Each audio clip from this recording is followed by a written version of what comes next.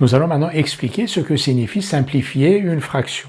Cet exercice de simplification d'une fraction, on l'avait fait en 5e et je vous invite à visionner la vidéo qui est sur le site et qui présente donc les différentes méthodes que l'on avait exposées pour simplifier une fraction. Ces méthodes, on ne va pas les répéter ici, on va les montrer sur 3 exemples. Et ces méthodes ne changent pas par rapport à ce que l'on avait vu en 5e. La seule différence, c'est qu'ici, nous avons des fractions où le numérateur ou le dénominateur, ou les deux, peuvent être des nombres négatifs, mais cela ne change rien aux différentes méthodes que l'on avait exposées. Qu'est-ce que simplifier une fraction? C'est l'écrire sous la forme d'une fraction plus simple, comme son nom l'indique. Et pour simplifier une fraction, la méthode est toujours la même. On va chercher un diviseur commun au numérateur et au dénominateur. Parfois, ce diviseur commun n'existe pas, mais s'il en existe un, on va donc essayer de le chercher. C'est quoi un diviseur commun à 81 et 72, par exemple, dans notre exemple? C'est un nombre qui divise 81 et qui divise aussi 72. Si on trouve un nombre qui divise à la fois 81 et 72, on va diviser 81 et 72 par ce nombre, on va obtenir des nombres plus petits et on va obtenir une fraction qui va être plus simple. Faisons-le, donc on cherche un diviseur commun à 81 et 72 parce que l'on veut simplifier la fraction moins 81 sur 72.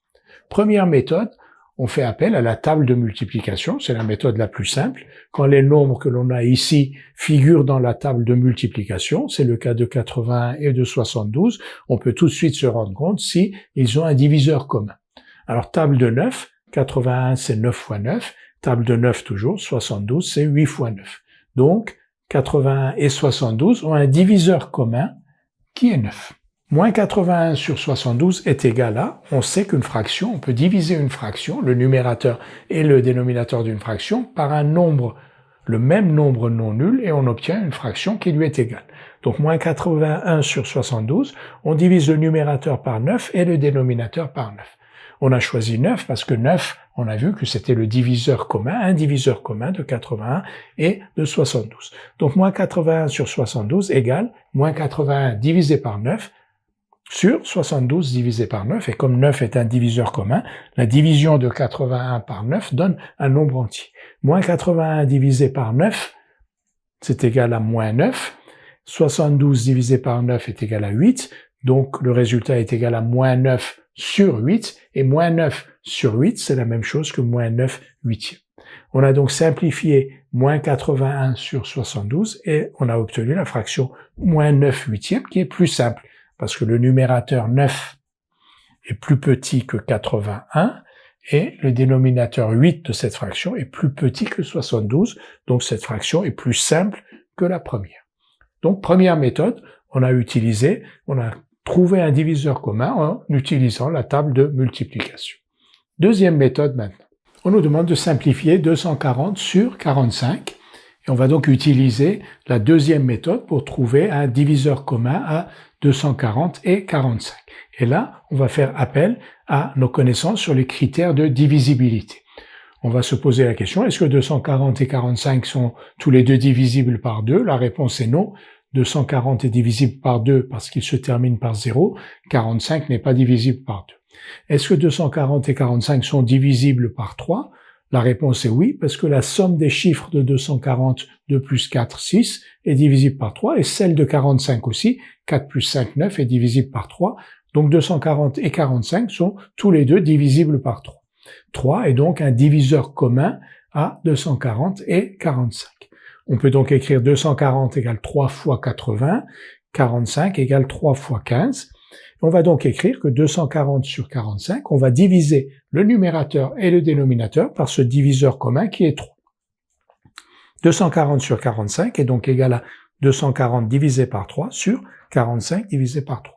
Quand on a une fraction, on peut diviser le numérateur et le dénominateur par un même nombre non nul et on obtient une fraction égale à la première fraction. Donc 240 sur 45 est égal à 240 divisé par 3 sur 45 divisé par 3. 240 divisé par 3, c'est 80, et 45 divisé par 3, c'est 15. On a donc simplifié notre fraction. Au lieu de 240 sur 45, on a une fraction plus simple, parce que 80 est plus petit que 240 et 15 est plus petit que 45. Mais on se dit qu'on peut peut-être continuer, puisque on s'est arrêté à 3, Et effectivement, on voit que 80 et 15, 80 se termine par 0, 15 se termine par 5, et on sait qu'un critère de divisibilité par 5 est justement celui-ci. Si on a deux nombres qui se terminent l'un par 0 et l'autre par 5, chacun de ces deux nombres est divisible par 5. Donc 5 est aussi un diviseur commun, et on peut donc simplifier encore 80 sur 15, en écrivant que 80 et 15 sont divisibles par 5. Alors 80 c'est 5 fois 16, et 15 c'est 5 fois 3. Donc 80 sur 15 est égal à, on peut diviser le numérateur et le dénominateur par 5 et obtenir une fraction qui est égale donc à 80 sur 15. 80 sur 15 est égal à 80 divisé par 5 sur 15 divisé par 5. 80 divisé par 5 c'est 16 et 15 divisé par 5 c'est 3. Donc 80 sur 15 est égal à 16 sur 3. Et 80 sur 15 était aussi égal à 240 sur 45. Donc 240 sur 45 est égal à 16 sur 3.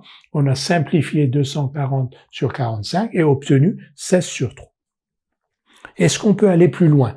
La réponse est non, parce que 16 n'est pas divisible par 3. Donc on a simplifié 240 sur 45 en utilisant nos connaissances sur les critères de divisibilité. Troisième exemple, et donc troisième méthode, on cherche à simplifier moins 240 sur 45. Et pour cela, la troisième méthode consiste à décomposer 240 et 45 en produits de facteurs premiers. On fait abstraction des signes, donc on considère 240 et 45, et on va les décomposer en produits de facteurs premiers. Ça veut dire quoi? Ça veut dire que l'on va écrire 240 sous la forme du produit de nombres premiers et faire la même chose avec 45. Comment on fait cela?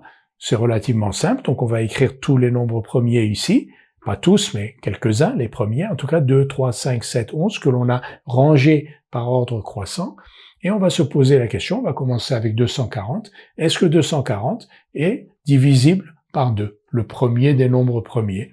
Donc, est-ce que 240 est divisible par 2? La réponse est oui, parce que 240 se termine par 0, et on a donc 240 égale 2 fois 120.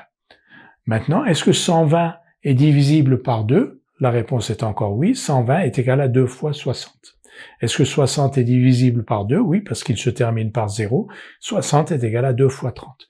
30 est aussi divisible par 2. 30 est égal à 2 fois 15. Maintenant, est-ce que 15 est divisible par 2? La réponse est non, parce que 15 ne se termine pas par un nombre pair. Donc, 15 n'est pas divisible par 2. On en a fini avec 2.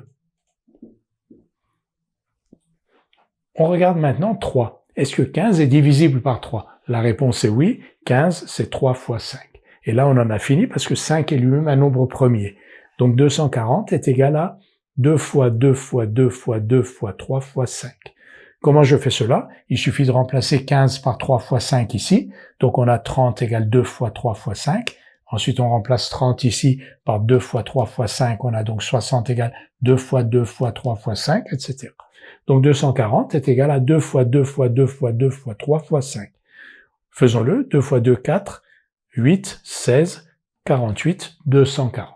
Maintenant, on va faire la même chose avec 45. On va décomposer 45 en produits de facteurs premiers. On va donc maintenant décomposer 45 en produits de facteurs premiers selon la même méthode. 45 est-il divisible par 2? La réponse est non, parce qu'il se termine par 5.